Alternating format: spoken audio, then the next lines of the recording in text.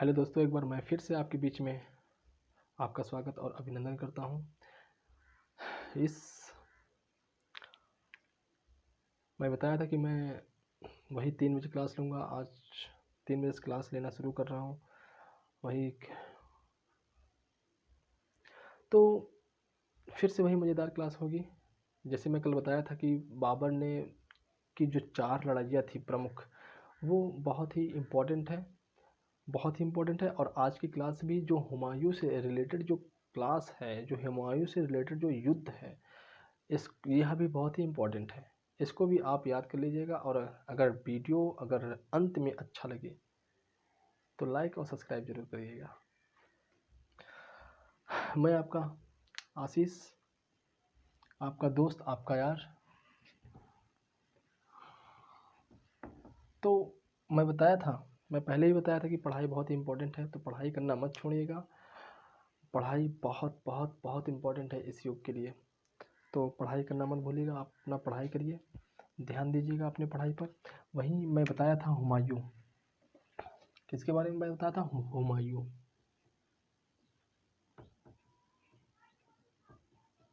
हुमायूं। ठीक। जो हुमायूं था,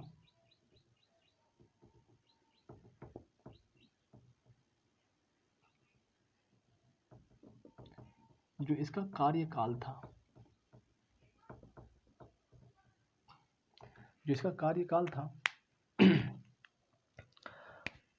और इसका जो हुमायूं को मैं बताया था कि मैं पहले कल भी बताया था कि बहुत ज़्यादा डिटेल में मैं पढ़ाने वाला नहीं हूँ, बस प्रमुख अभियान बताने वाला हूँ। इनके प्रमुख अभियान कब, कहाँ, कैसे हुए थे, कौन कौन था, कौन कौन नहीं था, बस हमको यही बताना है, यही पढ़ना है और कुछ नहीं पढ़ना है। तो ध्यान दीजिएगा इस चीज़ पर। मैं बताया था, मैं चल रहा हूँ बताने। इसका जो हुमायूं का जो शाब्दिक अर्थ होता है वो होता है भाग्यवान। हुमायूं का शाब्दिक अर्थ क्या होता है? भाग्यवान। और वहीं इसका जन्म होता है 6 मार्च 1508 ईस्वी को। इसका जो शाब्दिक अर्थ है,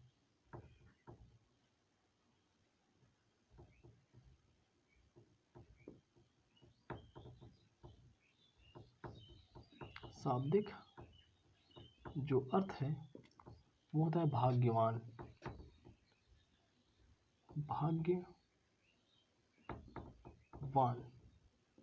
भाग्यवान इसका शाब्दिक अर्थ क्या होता है? भाग्यवान। और वहीं इसका जो जन्म हुआ था वो 6 मार्च 1508 ईस्वी को काबुल। आप काबुल के बारे में जानते हैं, काबुल अफगानिस्तान की राजधानी है। काबुल के किले में होता है, काबुल के किले में होता है, काबुल के किले में। तो हुमायूं का जो शाब्दिक अर्थ होता है वो होता है भाग्यवान। और वहीं इसका जन्म कब होता है? 6 मार्च 1508 ईस्वी को काबुल के किले में होता है। और आप काबुल के बारे में जानते हैं कि काबुल किसकी राजधानी है? अफगानिस्तान, आधुनिक अफगानिस्तान। तो आज से नहीं, काफ़ी दिन से चला आ रहा है। तो वही इसका जो मूल नाम था नासिरुद्दीन मोहम्मद था। इसका जो मूल नाम था नासिरुद्दीन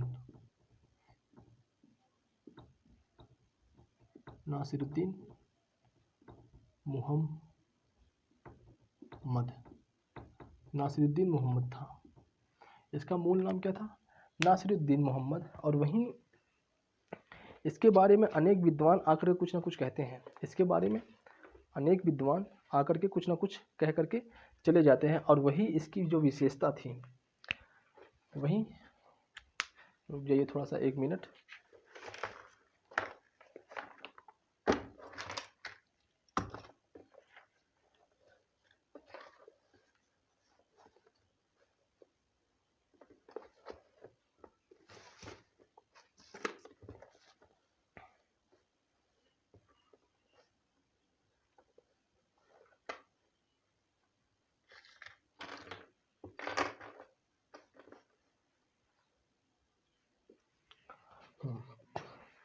थोड़ा सा कुछ प्रॉब्लम आ गई थी तो ध्यान दीजिएगा।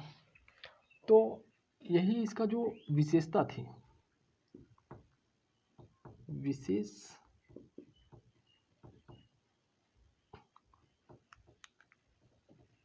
विशेष बात यह है कि यह मोहम्मद गौस का शिष्य था। ध्यान देना, मोहम्मद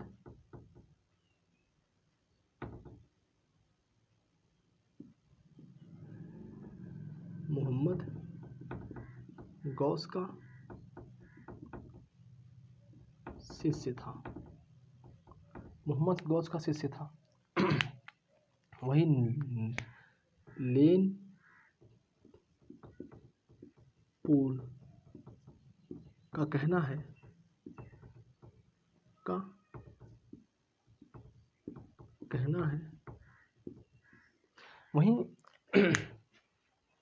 वहीं इसका लेन पुल का कहना है कि यह हुमायूं का अर्थ तो शाब्दिक हुमायूं का शाब्दिक अर्थ भाग्यवान तो होता है, ठीक है, मानता हूँ, लेकिन यह हुमायूं के बारे में लेन पुल कहता है कि यह लुढ़कते लुढ़कते आया और लुढ़कते लुढ़कते इस संसार से विदा ले लेता है। लुढ़कते लुढ़कते यह आया और लुढ़कते लुढ़कते इस संसार से क्या कर लेता है, विदा ले लेता है, और कहता है ऐसा असफल किसी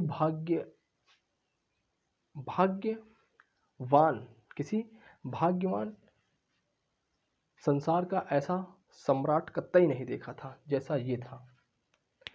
तो इसने ये कहा था लुढ़कते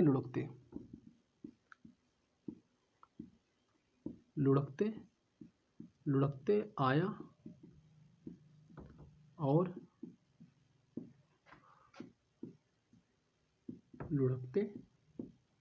लुढ़कते इस संसार से विदा ले लिया, इस संसार से विदा ले लिया। तो आपको यहाँ तक बातें समझ में आई होंगी कि लेन पुल का कहना था कि यह लुढ़कते लुढ़कते, कौन, हुमायूं, लुढ़कते लुढ़कते आया और लुढ़कते लुढ़कते इस संसार से विदा ले लिया। बहुत ही अच्छी बातें हैं यहाँ पर, इस चीज़ को ध्यान दीजिएगा। और वही मैं इसकी अभियान की बात करता हूँ, ध्यान दीजिएगा। अब आता हूँ इसके अभियान पर। अभियान,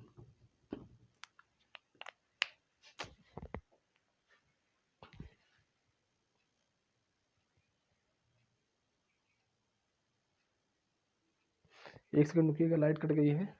एक सेकंड रुकिएगा, लाइट कट गई है थोड़ा सा।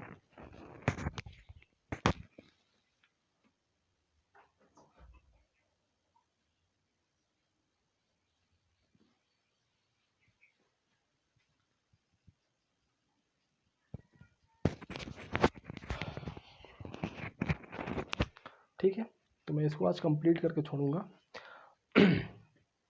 तो ध्यान दीजिएगा। तो इसका जो प्रमुख अभियान था वो था, पहला अभियान 1531 ईस्वी को कालिंजर था। कालिंजर का एक इसका पहला जो अभियान हुआ था, पहला अभियान कब हुआ था? 1531 ईस्वी को कालिंजर के चंदेल शासक रुद्र प्रताप सिंह, वही इसका जो पहला अभियान था कालिंजर का 1531 ईस्वी में, 1531 ईस्वी में हुआ था। और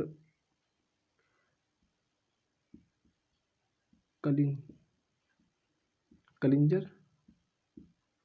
का राजा था, जिसका नाम था रुद्र प्रताप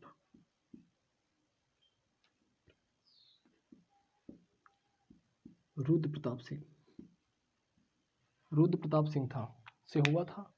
और इसमें ये पराजित हुआ था।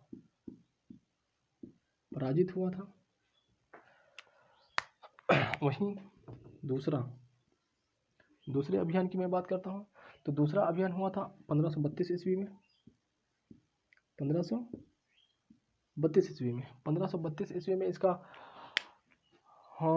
युद्ध हुआ था। 1532 ईस्वी में इसका दूसरा अभियान हुआ था। 1532 ईस्वी में जो हुआ था इसका अभियान, वो गोमती नदी अर्थात लखनऊ,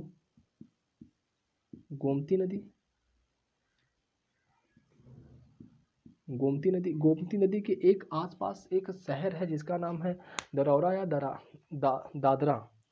दादरा में दादरा में हुआ था। किस में हुआ था? गोमती नदी के पास, के पास एक शहर है जिसका नाम है दादरा। दादरा में होता है। और दादरा में वही कौन कौन था? मोहम्मद शाह था, मोहम्मद शाह और शेर खां। और वहीं एक तरफ कौन था?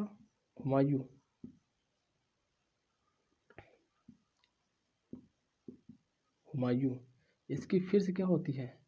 जीत होती है इस युद्ध में, और ये लोग क्या हो जाते हैं? हार जाते हैं। तो ध्यान देना, ये ज़्यादा इंपॉर्टेंट नहीं है, फिर भी मैं पढ़ा देता हूँ। 1932 ईस्वी में गोमती नदी के किनारे, गोमती नदी के पास में एक शहर था दादरा, और इस युद्ध में मोहम्मद शाह और शेर खां को हराने वाला कौन था? हुमायूं था। कौन था? हुमायूं था। तो लिख लीजिए आप इतना। मैं इसको साफ करने के लिए आया हूँ, मैं इसको साफ कर दूँ।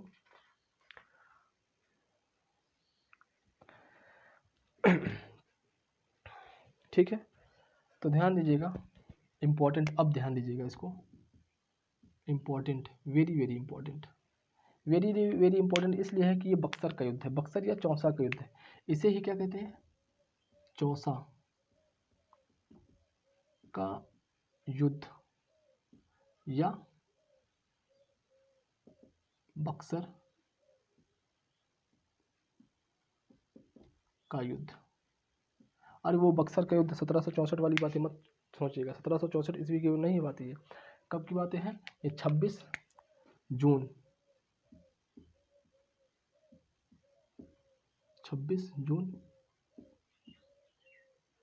1539 ईस्वी को होता है। 26 जून 1539 ईस्वी को होता है। और ये कहाँ हुआ था? तो ये गंगा और एक नदी थी जिसका नाम था कर्मनासा नदी। दो नदियों के बीच में होता है, दो नदियाँ के बीच में एक थी गंगा और दूसरी थी कर्मनासा। कर्मनासा के बीच में हुआ था, कर्मनासा नदी थी। इन्हीं के यहीं पर हुआ था। और यहीं युद्धकर्ता कौन कौन था? युद्धकर्ता तो दो लोग थे। एक का नाम आप जानते हो, हुमायूं, और वहीं शेर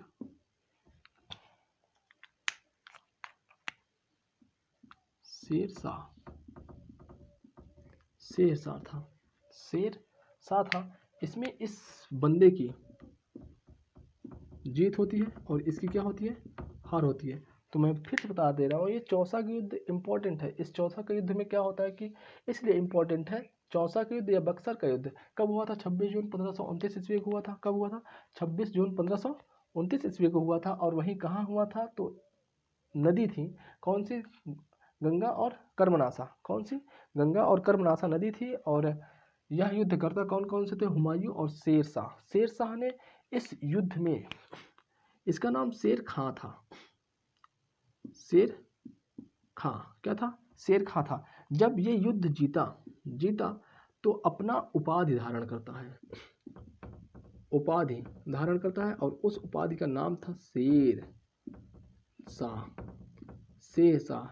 और अपने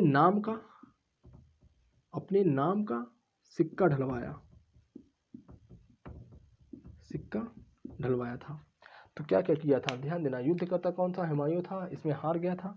और वहीं शेर खां था जो जीत गया था, और उसने अपनी उपाधि शेर शाह की उपाधि धारण किया था इसी युद्ध में, और सिक्का को ढलवाया था।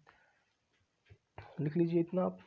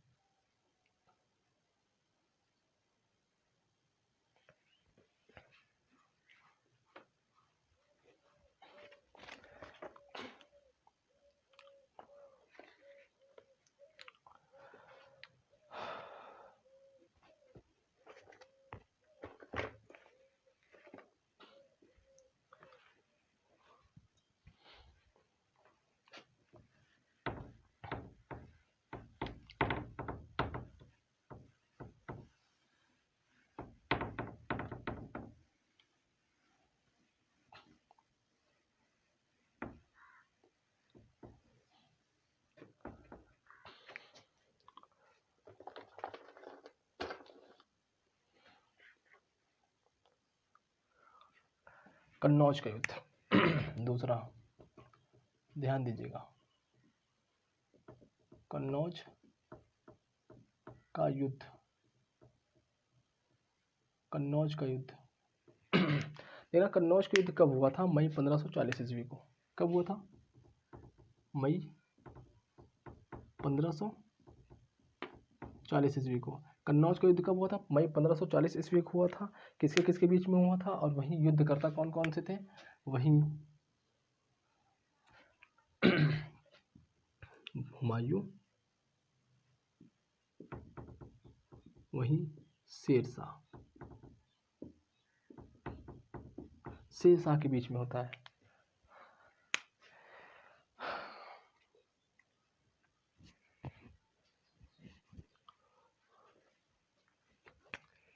इस युद्ध को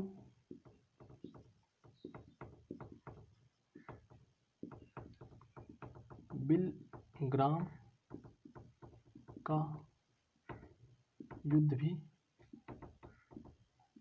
कहते हैं। इस युद्ध को बिलग्राम का भी, इस युद्ध को बिलग्राम का युद्ध कहते हैं। इस युद्ध को बिलग्राम का युद्ध कहते हैं। ठीक है, तो यही है, दो चीज़ मैं बता दिया। चौसा का युद्ध बहुत इंपॉर्टेंट है और वही कन्नौज का युद्ध बहुत ही इंपॉर्टेंट है, बहुत ही महत्वपूर्ण है।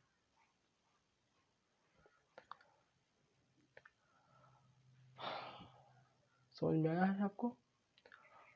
तो किसके किसके बीच में फिर से ये हार जाता है? हुमायूं की हार होती है और इसकी फिर से क्या होती है? जीत होती है।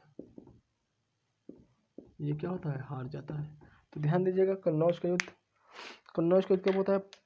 कन्नौज का युद्ध होता है मई 1540 ईस्वी को। किसके किसके बीच में होता है? हुमायूं और शेरशाह के बीच में होता है। और वही युद्ध जो था, यह युद्ध गंगा तट पर कन्नौज की बिलग्राम नामक स्थान पर होता है। गंगा तट पर कन्नौज के बिलग्राम नामक स्थान पर होता है, इसलिए इसे बिलग्राम का युद्ध भी कहते हैं। इसलिए इस युद्ध का नाम बिलग्राम भी कभी कभी मिलेगा आपको, ठीक है। और यह युद्ध निर्णायक साबित हुआ था। यह युद्ध क्या हुआ था? निर्णायक युद्ध दर्जा दिया जाता है। इस युद्ध को निर्णायक युद्ध दर्जा दिया जाता है। इस युद्ध को निर्णायक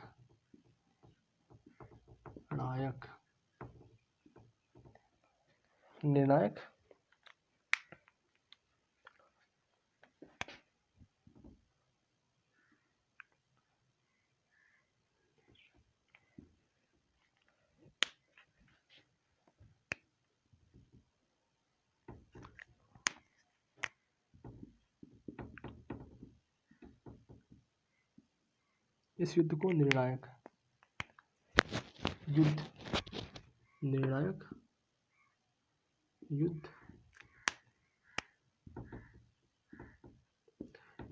युद्ध का दर्जा दिया जाता है।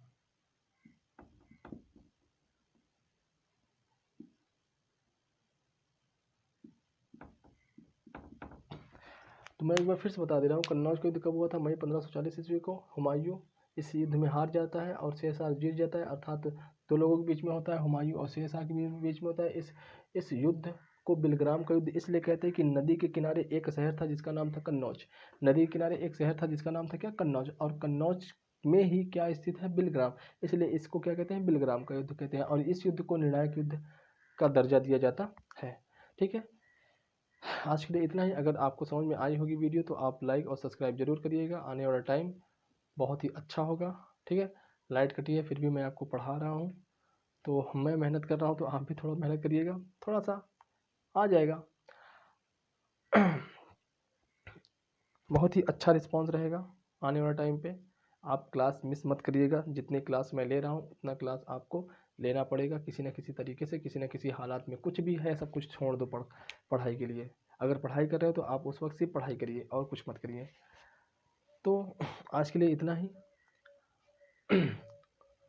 आप जल्दी से जल्दी ऐसा करिए कि लगभग आपको 50 सब्सक्राइबर हो जाएं और मैं लाइव आकर के पढ़ाना चाहता हूँ, लेकिन लाइव हो नहीं पा रहा है अभी। नहीं हो पा रहा है। मैं देखता हूँ इस पर रिक्वायरमेंट काफ़ी मांग रहा है। रिक्वायरमेंट ये मांग रहा है कि 50 सब्सक्राइबर होने चाहिए और 90 दिन, आपका चैनल 90 दिन का होना चाहिए।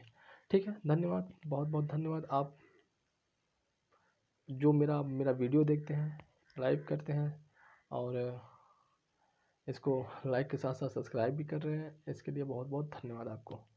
ठीक है, इस चीज़ को लिख लीजिएगा आप, बहुत इम्पोर्टेंट है, ये ध्यान दीजिएगा, बहुत बहुत इम्पोर्टेंट है। किसी न किसी एग्ज़ाम में पूछ लिया जाता है एकदम धांसू तरीके से। बेहिचक आप इसको एकदम आँख बंद करके नहीं, आँख खोल करके, बड्डी बड्डी कर करके पूरा देखिएगा इस चीज़ को। ठीक है, धन्यवाद, आज के लिए इतना ही।